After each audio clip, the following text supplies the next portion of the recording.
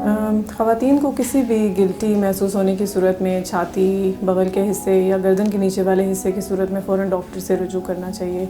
इसके अलावा दीगर अलामात में जिल्द का अंदर की तरफ धंस जाना या निप्पल का अंदर की तरफ धंस जाना या फिर जिल्द पे कुछ चेंजेस आना जिसमें सुर्खी भी हो सकती है और जिल्द का फट जाना, उसमें से ब्लीडिंग या डिस्चार्ज, पीप या रेशे का बाहर निकलना, ये सारी ब्रेस्ट कैंसर की अलामात हो सकती हैं।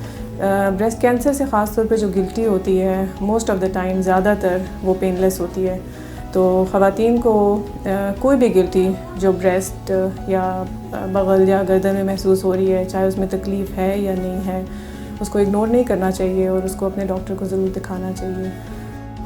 ब्रेस्ट कैंसर की 4 स्टेजेस हैं। पहला मरहला जिसमें बीमारी सिर्फ ब्रेस्ट के अंदर ही होती है, और दूसरा मरहला जिसमें वो ब्रेस्ट के बाहर निकल सकती है, ख़ास तौर पे कच्छ में या जिसे आर्मपिट कहते हैं, यहाँ गदूद बन सकते हैं। और फिर तीसरा जब ज़्यादा गदूद हों या ट्यूमर साइज़ बहुत बड़ा हो और जब वो फैल जाती है फिर वो आखिरी मरहला होता है। तो ये इसके 4 मराहिल हैं। और कैंसर की तो काफ़ी सारी इकसाम हैं।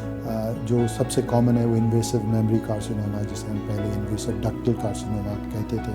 तो जो छाती है उसके 2 हिस्से हैं। एक गदूद है जो कि मिल्क बनाता है, उसको लोब्यूल्स बोलते हैं।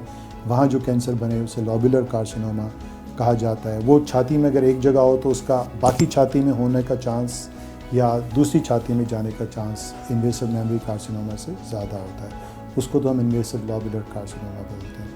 और जो इन्वेसिव मेमरी कार्सिनोमा या डक्टल है वो इन डक्ट्स में बनता है या ट्यूब्स में बनता है जो लोब्यूल्स के साथ लगी होती हैं। तो ये इसकी 2 मेजर इकसाम हैं। कैंसर है वो बज़ाते ख़ुद बड़ी उम्र की बीमारी है, लेकिन 5 से 10% कैंसर जो हैं वो मौरूसियत के साथ होते हैं या आपकी जीनियाती तब्दीलियाँ उसमें होती हैं।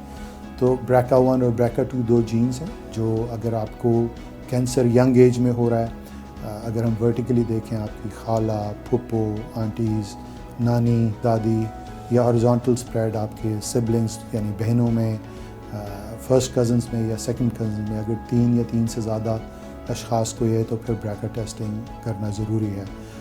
तो BRCA1-2 अगर पॉजिटिव आए तो ना सिर्फ छाती का सरतान बल्कि ओवरी का सरतान बढ़ने का भी चांस हो जाता है। और BRCA आजकल मर्दों में प्रोस्टेट और पैनक्रियाटिक लुबलुबा जिसे बोलते हैं उसके कैंसर्स में भी किया जाता है। तो मौरूसियत सिर्फ 5 से 10% लोगों में होती है।